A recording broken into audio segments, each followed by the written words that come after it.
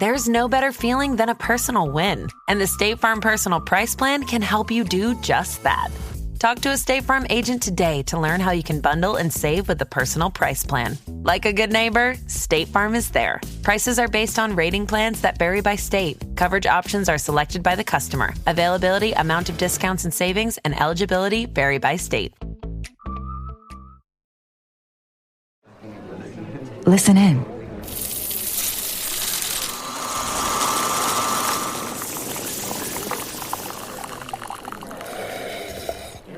Starbucks. It's a great day for coffee.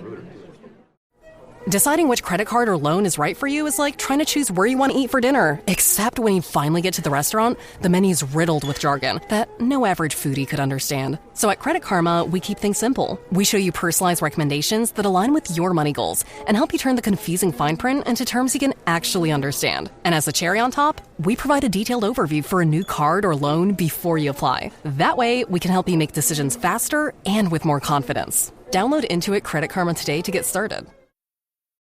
This episode is brought to you by United Airlines. When you want to make the most of your vacation, book with United. They're an airline that cares about your travels as much as you do. United is transforming the flying experience with Bluetooth connectivity, screens, power at every seat, and bigger overhead bins to help fit everyone's bag. And with their app, you can skip the bag check line, get live updates, and more. Change the way you fly. Book your next trip today at united.com. Hey, everybody, it's Dave here, and welcome to another week of the NFC North Roundtable on Fans First Sports Network. We're here today to explore the North's dominance in this thrilling Who Will Be King episode. Our hosts are going to analyze Week 6 highlights and lowlights, current standings, and preview the crucial Week 7 matchup, and we all know who that is.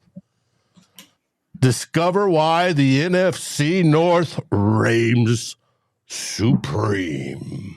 There's gridiron glory in the North, where warriors clash and legends rise from Windy City to Motor Town and the Vikings land neath northern skies. The Bears, they roared in London town with Williams' arm a sight to see.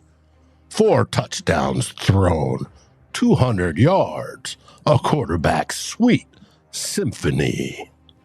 In Packerland, love's passion burned. Against the Cards, he stood so tall, 254. And touchdowns 4, his medal proved one and all. But lo, the Lions, fierce and proud, in Dallas did they show their might. With Goff's 3 strikes, they crushed the boys. A 47-9 delight. The Vikings lead is mighty as we go. 5 victories, no losses yet. The Lions chase with 4-1, and the Bears in pack not there yet. Now comes a clash of titans bold. The Lions and Vikings meet for Northern crown and playoff dreams, a battle that can't know defeat. And Packers facing Southern foes, C.J. Stroud and Texans come to play, while Bears take rest to plot and scheme for glory on some future day.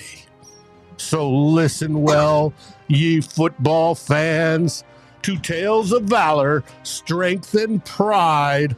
For the North, kings rise and fall, but legends, they shall e'er abide. This epic saga shall unfold as Who Will Be King tells the tale of NFC North's fierce battleground, where only champions prevail. Let the battles begin.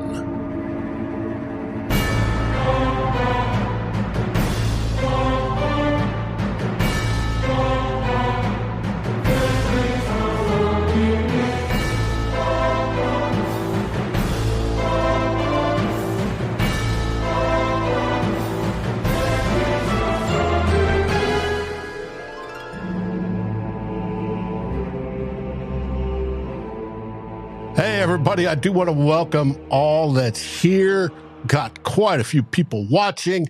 And yes, Big Rail and Dad, I get into a creative mode after a few whiskeys. And I love to associate it with the NFC North. So that's what I try to do. Sorry, the production didn't go off as well as I had hoped. I even practiced it.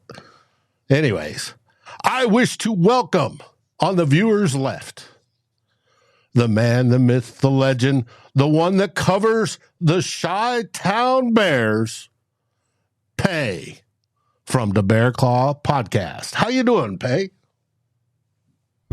I'm doing great, Dave. Thanks for that amazing opening poem, as you always serenade us with every third Wednesday. You may say it wasn't your greatest, but I enjoyed it.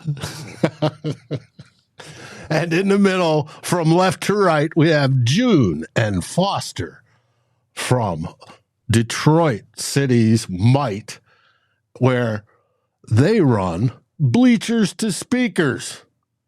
June, how are you doing today? Doing good, man. I'm trying to process football and poems. I'm just, it's not really something I'm used to, but hey. June, how are you doing? Or Foster, how are you doing?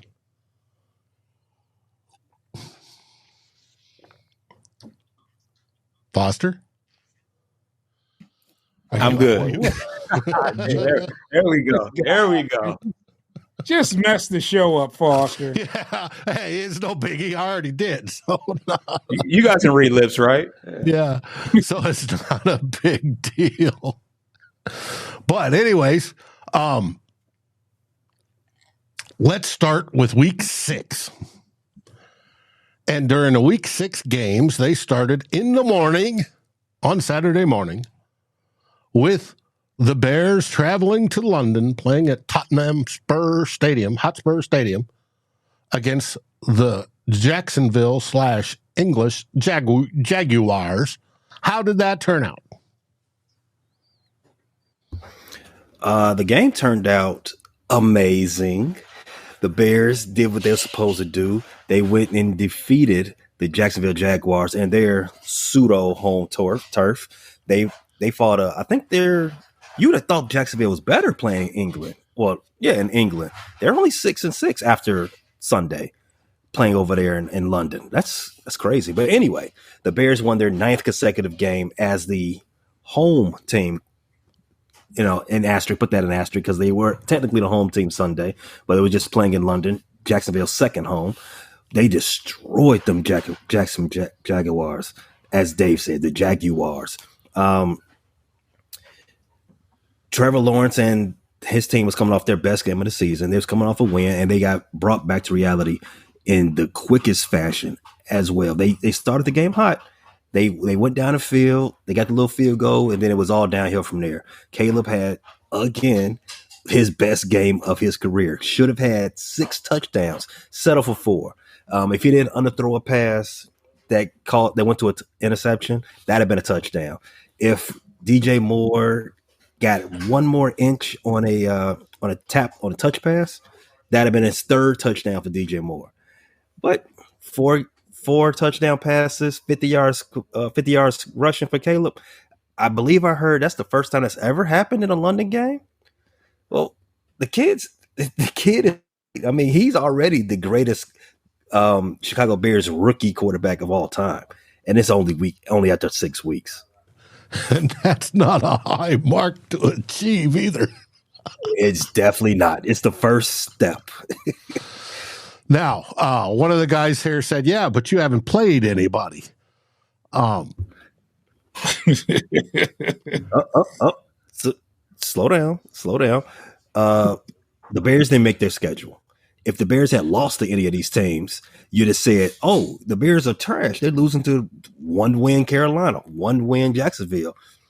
So damn if you do, damn if you don't. You did what you're supposed to do to trash teams. A good team is supposed to destroy a trash team. A good team is supposed to turn that some bitch sideways, stick it straight up their candy ass. And that's exactly what the Bears did. Okay. That's exactly what they did. And I'm gonna give the mic back to you, Dave, in just 1 second. Carolina Panthers was coming off their only win of the season when they went to see the Bears. They was on a high mark. Same thing with Jacksonville. So those two teams were on the trending up, right? We got them at their best. We took their best punch. We got them at their highest and gave them the business. I don't know about ain't played nobody, but everybody's a professional in this league, and we handle what's put in front of us. We're not playing with our food. We devouring the whole plate. We cleaning the plate. Hey, that's good.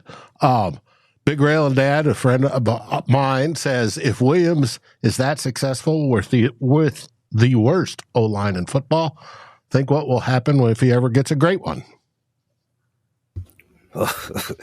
Hey, look, I don't want the camera to start moving all over the place. Don't get me excited. Don't get me too excited. I want to keep the table level. Okay. Well, we all do play the AFC South and the NFC South this year. And it's just the AFC South is the softer part of the schedule. You've been through most of it. Packers have been through quite a bit of it.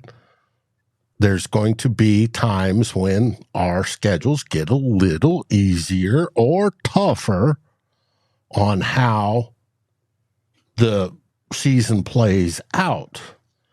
But speaking of playing out, I want to hear from the boys from Detroit on how they went down to Dallas, Jerry World, and helped celebrate Jerry's 80th birthday.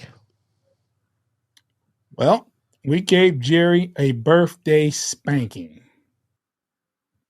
Almost 82. Well, we gave him half, a little bit more than half of the 82 licks for his 82nd birthday, 47. But hey, belt to ass. Yeah.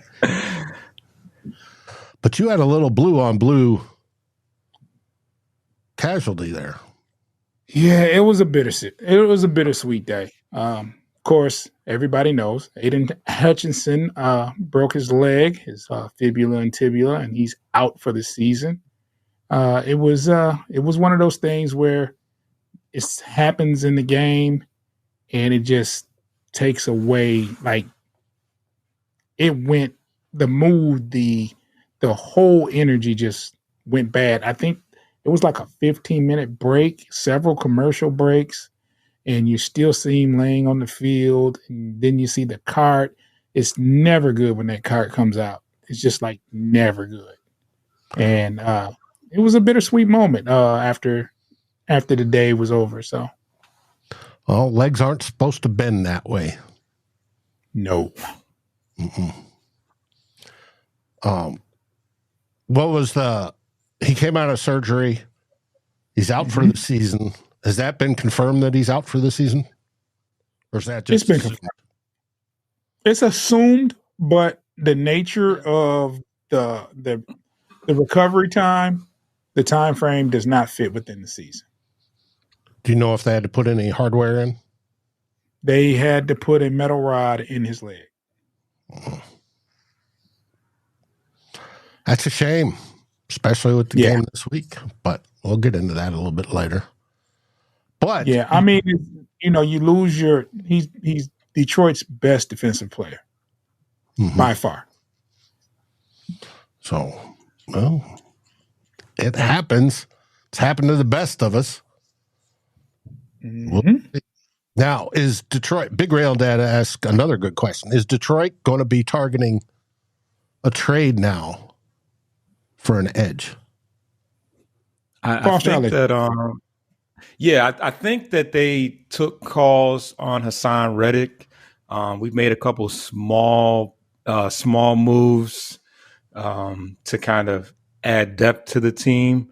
But I mean, I don't think Brad Holmes isn't really known for those type of trades. So I'm not really holding my breath. Obviously, people are throwing out a lot of mock trades, and people were even requesting trades to address the other side opposite Hutch. So it kind of makes it seem like it's even more imperative now that we don't have that game stopper on either side. But we'll just have to see what. First, we're gonna get a very good test this week, going against a divisional opponent, especially an undefeated one, just to kind of see where we're at and how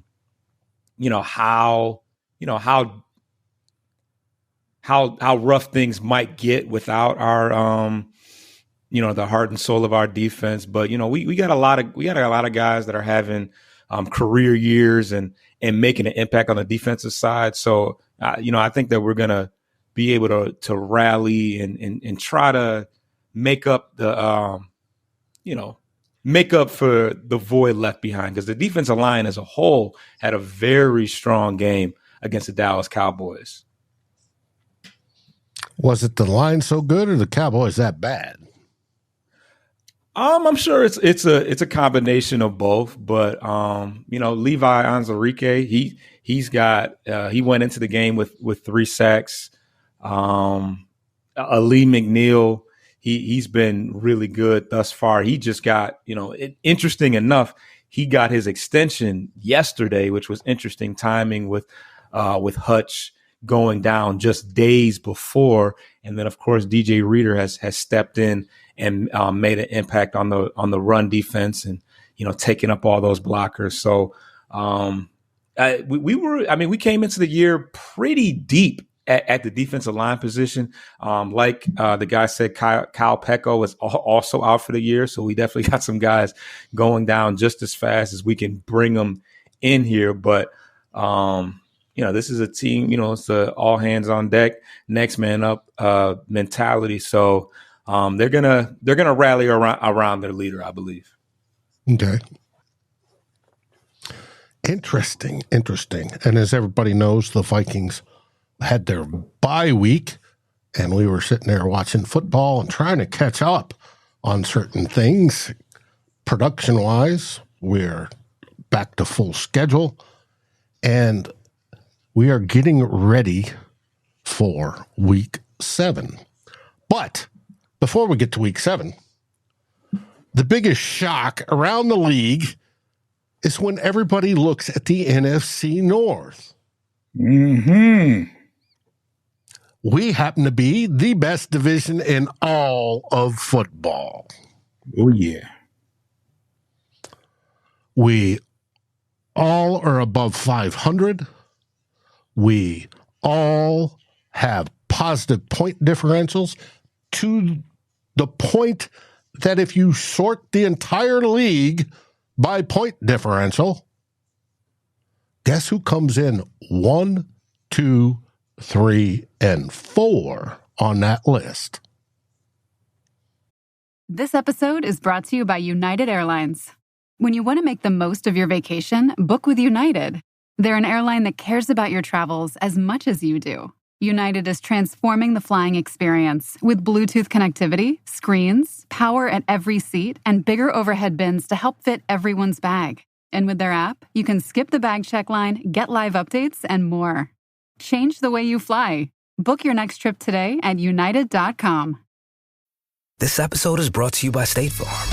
You might say all kinds of stuff when things go wrong, but these are the words you really need to remember. Like a good neighbor, State Farm is there. They've got options to fit your unique insurance needs, meaning you can talk to your agent to choose the coverage you need, have coverage options to protect the things you value most, file a claim right on the State Farm mobile app, and even reach a real person when you need to talk to someone.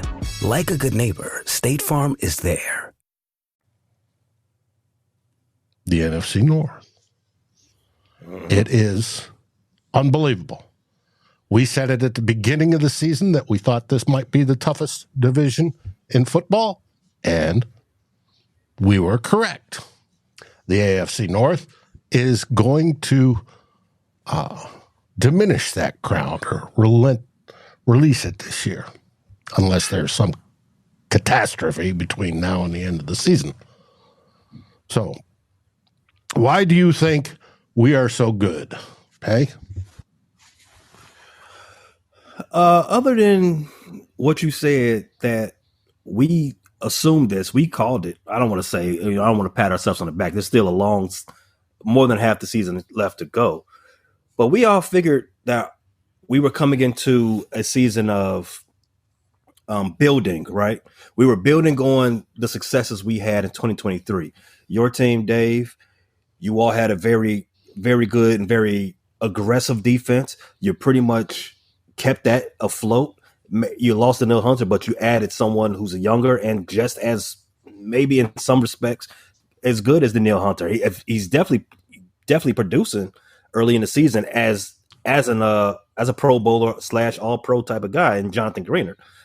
Detroit Lions, we all know their story. Won the division last year, was a couple of plays away from being in the Super Bowl, and they didn't take any steps back. This is another year of getting better while building on type of progress for them. And for the Bears didn't lose anything on defense. The Bears defense was one of the best in the last 10 weeks of last year, and they retained everybody. And the young guys that they had are progressing and getting even better. Only thing they did differently was they upgraded the offense, the much maligned offense that they had in 2003. Number 1 draft pick in Caleb Williams. Added another top 10 pick in Roma Duzier. The offensive line is it's a work in progress. But if the offensive coordinator, which we did upgrade as well, I'm going to call it right now, it's an upgrade. Shane Waldron over Luke Getsy is an upgrade. If we can continue to call a good game plan, we can scheme around this much maligned offensive line. I'm not going to use any bad words in describing them right now because we're on a good winning streak. I want to keep the vibes high. And the other team in the division, the team in the last place in the division, the Packers, quiet as kept, they might have had the best defensive addition in the offseason. Xavier McKinney, he's leading the league in interceptions. I think that Packers are top 5 in turnovers in the league. And that's no slight to not Cal Van Noy, but Van Ginkel over there, Dave. But Xavier McKinney, he's a dog. I was upset when the Packers signed him because I wanted the Bears to fill that hole they had at safety with him. But Kevin Byard is working out so far. So listen, to a point, we didn't take any back steps as a division. We took what we had. If we was a 7-win team like the Bears were, or the Vikings were a 7-win team as well, right? 7-win teams. We said we're not going to go back. We are progressing as a unit, and as of right now, everything's paying off roses in the first 6 weeks of the season. It is, without a doubt. June Foster, you want to add anything?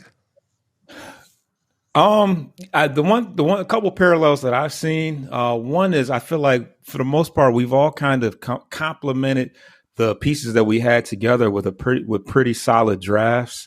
Obviously, the Vikings were able to bring in some pass rushers, and the Lions added to their secondary quite a bit, and the Bears contributed to the offense in a couple of different ways. But also, I feel like we kind of shuffled our running backs. I mean, we got Montgomery, the Bears got Swift, and then Aaron Jones went to the Vikings. So I just see a parallel in us utilizing pieces that are familiar with these surroundings and the other players within the division. Because I don't know how often you see that where we damn near all kind of swapped our running backs. Yep. But yeah, like you said, we all kind of anticipated that it was going to be a tight race because it was kind of a semi-tight race last year, a little bit. So it should be. I think that we'll probably all kind of beat up on each other. throughout the next, as we really get into playing each other, and it should be fun overall. It should be. And as we know, that team from Wisconsin, even though they didn't have Jordan Love in, and they actually won the 2 games when he was out, seems to be on a rebound. However, he boggles my mind sometimes, the way he throws on his back foot, hopping around. I still don't think his knee is healthy, but we'll see. They keep winning after the defeat of the Cardinals this last week, 34-13. Cardinals put up no fight, but it is what it is. Our division is tough. Now, we still have to play each other. There's only been Vikings versus Packers. We won. Trying to remember who else has played interdivision-wise so far. In our division, that's it. We was talking about this the other day. Yeah. So it is what it is. We still got to play each other. And then, of course, at the end of the season, we'll all play each other again. But that moves us to the break, where this is the point where if you're listening on the podcast, you're going to hear stuff from our sponsors, and that's how we earn a little beer, or in my case, whiskey money. And if you're not, we're going to be right back momentarily.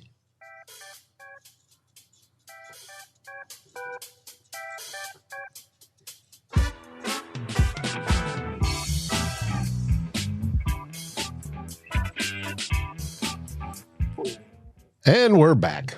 All right. That was week 6 and how we are the best division in the NFL. Now on to week 7, which we only have 2 games within the division because the Bears, what are the Bears doing this week, DePay? The Bears are going to take a page out of your guys' book and take a week off. Couldn't have come at a better time, if we're being honest. The Bears went to London, and I know you probably couldn't tell by the way we thrashed those Jacksonville Jaguars, but we were down 2 potential Pro Bowlers. One of them maybe even be an All-Pro at the end of the season. Jaquan Brisker, our starting for safety, he missed the game for concussion.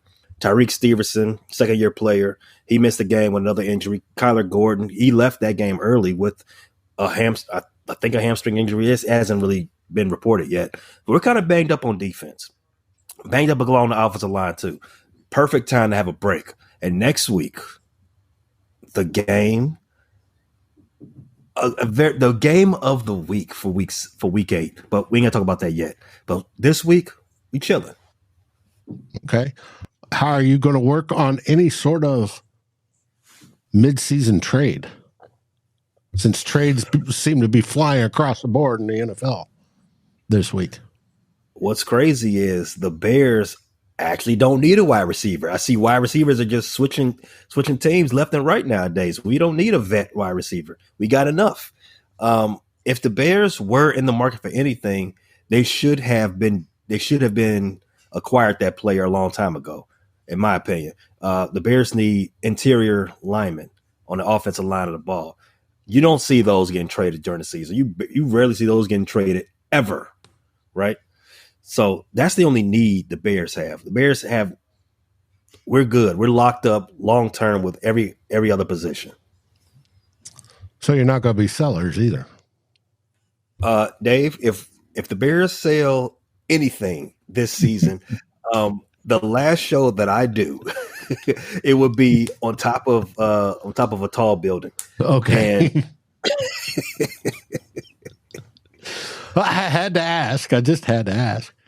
All right. There are 2 games within the division this week. First one is Packers, and they are playing. Who are they playing? I've forgotten already. Oh, they're playing Houston. In Green Bay, C.J. Stroud will come up with the Houston Texans I want to say Oilers because that's what I grew up with, but the Texans, and they will challenge Green Bay. I am curious to see how that game goes because we know how good Houston can be. We also know how good the Packers have played. So, Foster, who would you put your money on in that game?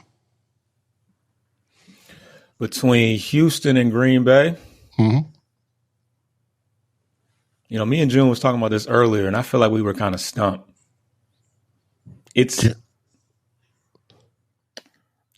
I would take Green Bay at home.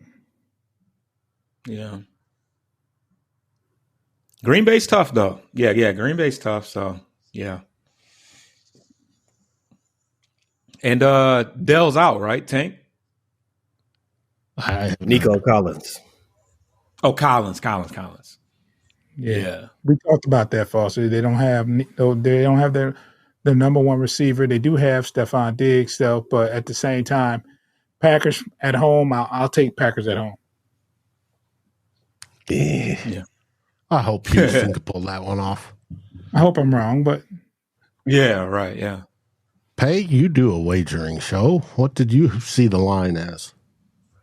The line's been moving a little bit. The last time I looked, I saw Houston as a fave by like 2 points, I think. Okay. In fact, no, Green Bay's the fave by 3 as of right now. The sport book that I'm looking at. To piggyback on what June said, I kind of like the Packers as a home favorite. The boost that the Packers get from playing at Lambeau, it needs to be studied. At least not the boost they get from Lambeau in the playoffs. That's been eradicated. That curse is over. Thanks, Mike Vick. But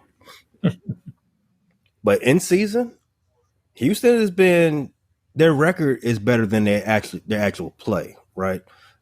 Houston hasn't been, in my opinion, they haven't been as good as they were last year. Been a little bit touch and go in some areas. They're down Nico Collins, the number one wide receiver. I don't think it's going to cause them any type of concern for the next four weeks because they still, as you said, they still have Stephon Diggs, still have Tank Dell. Those are capable receivers. And Joe Mixon is back. Joe Mixon is the key to that offense. They still have Dalton Schultz. Dalton Schultz is a capable tight end. But as I said earlier, the Packers, their defense is under the radar, but extremely good. CJ Stroud doesn't make a lot of mistakes as far as turnovers, but he's going to be put to the test this week. If I was to pick a winner, I got this being a close game, as the line suggests, and I think the Packers can win 1 or 2 points. Mm-hmm. Okay. Well, like I said, we all hope they don't, but we'll find out. It's a noon game. None of us will be watching because we'll all be watching the one most important game of Week 7. The battle for the top of the NFC. The Volvo XC60 plug-in hybrid is about performance. Not just on the road, but in life. With not only trunk space, but room to make memories. It's electric, with a backup plan, where the only speed that matters is how fast you can slow down. The Volvo XC60 plug-in hybrid. Performance where it matters the most. Visit volvocars.com/US to learn more. Hey, honey, I'm at the store. Ginger needs a new bag of dog food, right? Yeah, it's Blue Buffalo. Life Protection Formula? But Purina One is on sale. Isn't it the same? What are the ingredients? Chicken, rice flour, corn gluten meal, whole grain corn, chicken byproduct meal. Blue has deboned chicken, chicken meal, brown rice, oatmeal, barley. Never mind. Blue Buffalo it is. Switch to Blue Life Protection Formula and feed your dog like family. Not only is it a battle for the division, the winner will be leading the NFC in record and in playoff positioning. And that game is where Detroit comes to U.S. Bank Stadium to play the Minnesota Vikings. Championship game preview, Dave. It very well could be. And now everybody's saying it's just a game. It's only week 7. It's just a game. I agree. It's just a game. But this is not just any game. The Vikings are 5-0. The Lions are 4-1. The win, if the Vikings win, makes them 6-0. If the Lions lose, they'll be 4-2. It gives Vikings an essentially a 3-game lead on the division, including the head-to-head and conference tiebreaker scenarios if it comes down to that.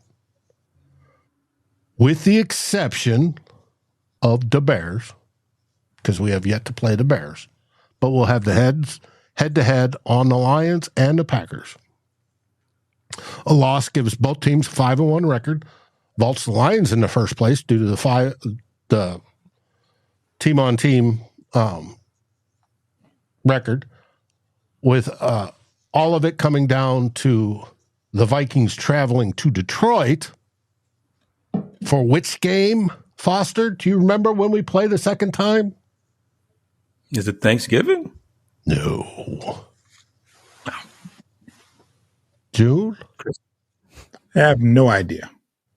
Week 18. Oh, the last game. Could be for the division. Wow. And for home field advantage. Could be. Could be. It's a big game this weekend. And as Nick says, no division game is just a game. Not without. The implication of this game is massive, no matter how it works out. Now, my question to June, do you think this is a trap game for you guys? You just came off that humongous emotional win and the emotional loss of losing Aiden Hutchinson for the season. Are your guys going to be ready? I don't think you can call it a trap game if you're if you're going up against an undefeated team and you've got a loss on your own record. I don't think it's necessarily a trap game. I do think it'll be it's one of those games where, you have to. This is the first time the Lions have lined up without Hutch since he's been here. I think this is the first game he's missed. So it's going to be a little bit of this week in practice. It's going to be a feeling out process, and I'm sure it's going to be the same thing on Sunday. So not making any excuse, the Lions just going to let it loose on Sunday. That's what it is. Now, the only thing I fear is your coach. Coach Campbell has. We fear him too. The ability to get the team ready and not take the typical, oh no, we're so sad, we lost our best defender. We're playing against the number 1 team in the league, we're going to lose type of mentality. That he'll be balls out, to put it better. Foster, how are the injuries besides Aiden Hutchinson on your team? You know what? I have not even looked at that. I'm not sure. Yes, we know that that Pico is out. I know Carlton Davis, because this has kind of happened right after the Hutch injury. It's kind of seemed like things were starting to pile up, but he lost his helmet and incidentally got kicked by one of his teammates. But he cleared protocol. But I guess he's dealing with a quad injury. They got Ragnow on rest. It looks like there's not any, everybody wasn't a full participant in practice, but from what I can see, nobody is outside of the guys with the long-term injuries, such as this week, Peko, and Hutch, obviously, but everybody else seems to be relatively healthy. Okay. Renee and Angie says Texans versus Packers will be a very close game, just like the Lions versus Vikings, 2 America's game of the week. Too bad they're played at the same time, though. Right. Yeah. Eric from New Mexico says SKOL. Eric, welcome to the show. Randy Osborne chimes in. Vikings never play well after the bye. That is an unfortunate truth. We'll see if that changes this year.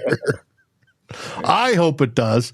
Now, I had asked my guys what was the injury report because I had a chance to see it for us. And it turns out it's running back Aaron Jones did not participate today. He's been practicing. He has a hip, upper hamstring. They call it a hip, but it's where the hamstring attaches to the hip bone. He's got tendonitis, basically, and it's all in how they treat it. TJ Hawkinson, who I said will probably be ready for the game, is still undetermined. He's out there practicing. He did not practice today, but according to the coach on a press conference today, he is day-to-day. We'll find out if he does practice. They asked him about the quick turnaround because we got a game on next Thursday as well. And he says, well, we'll see how it goes. That may not determine it. It's going to determine it. Most likely he's not going to play. Dalton Risner is limited. He just got put back on. His IR window was opened. Harrison Phillips has a shoulder and was limited. I expect him to play and did not play is Blake Cashman due to a toe injury. It looks like a turf toe, thanks to that turf over at Tottenham. So we'll see. Jester, thank you for the super chat. And unjust SKOL Vikings. Yes. Appreciate it. All right. I got a question, Dave. Why didn't they flex this game? Everybody's been asking that because it's idiotic that they didn't. I don't want to watch this game at 1 o'clock. I want to let football build up into this game. I got to sit there and watch. You know what? I am tired of them forcing the Jets on me. I am tired of them forcing Aaron Rodgers on me. I don't want to watch him. I know what they are. They're trash. Get him off the screen.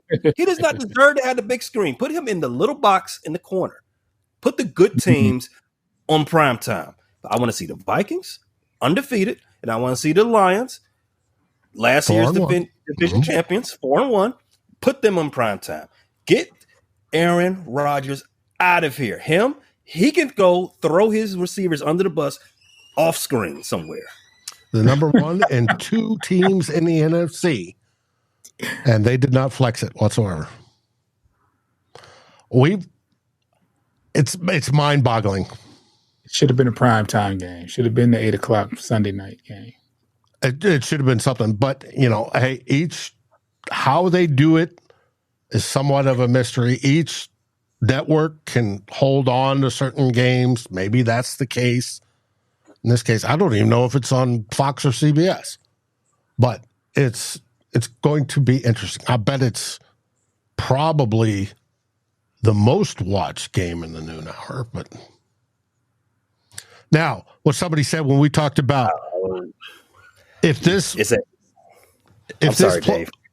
plays out where it comes down to the Vikings and the Detroit with the best records in the NFC down to the end of the season, and it comes down to week 18, somebody already said in the chat that'll be the final game of the regular season because that's all TBD, and they will delay that one just because it would be so important. But that's week 18. We're talking week 7 now. But I have no idea. You've got to, like I said, Green Bay plays at the same time. Nobody's going to be watching a Green Bay game. They're going to be watching ours. And don't even don't even discount that both games are on Fox, right? And there's also an NFC East division battle on Fox at the same time. So majority of the households going to get that game. God, I hope not. I wonder if the viewing maps come out already. Anybody in the chat know if the viewing maps come out already? I would like to know. But now, the Vikings take on the Lions. Lions beat them last year, even though it was close in both games. We didn't have Kirk Cousins at that time. We don't have him now, obviously. We have Sam Darnold. Do you think the game is going to play any different? Do you think with the Vikings defense the way it is going to play any different? And throw Cashman most likely, I've been told, is going to be out, even though he's day-to-day with a turf toe. Most likely he's out. I think that I think when I look at the Vikings and the numbers, I feel like their offense and defense is kind of middle of the pack. I don't think the offense is even as potent, despite the fact that they didn't have Justin Jefferson. Justin Jefferson played in the second game, correct? At the Lions, as far as the Lions are concerned. Yeah, and he has his best games against the Lions. Yeah, but I feel like Addison isn't having such of a strong start to the year. But I think that what the Vikings have really leaned on is converting in the red zone and taking the ball away. So I think that if the Lions can win that turnover differential, obviously we didn't turn the ball over at all last week, and we had 3 interceptions and I think 2 forced fumbles. I think that if we can find a way to take the ball away from Minnesota, force them to field goals, convert our red zone opportunities, and overall, I mean, the Vikings rush defense is very strong. They're similar to us where they're very stout against the run. But if we can hold on to the ball and keep Minnesota's offense off the field, I think that's a good recipe to knock them off at home. It very well could be. Andrew White left from the 72 Fins. Pour out the champagne for Mercury. Yep. Hey, those guys are unfortunately passing away. I was just looking up when did we play the Fins in the Super Bowl and lose to them as 73. But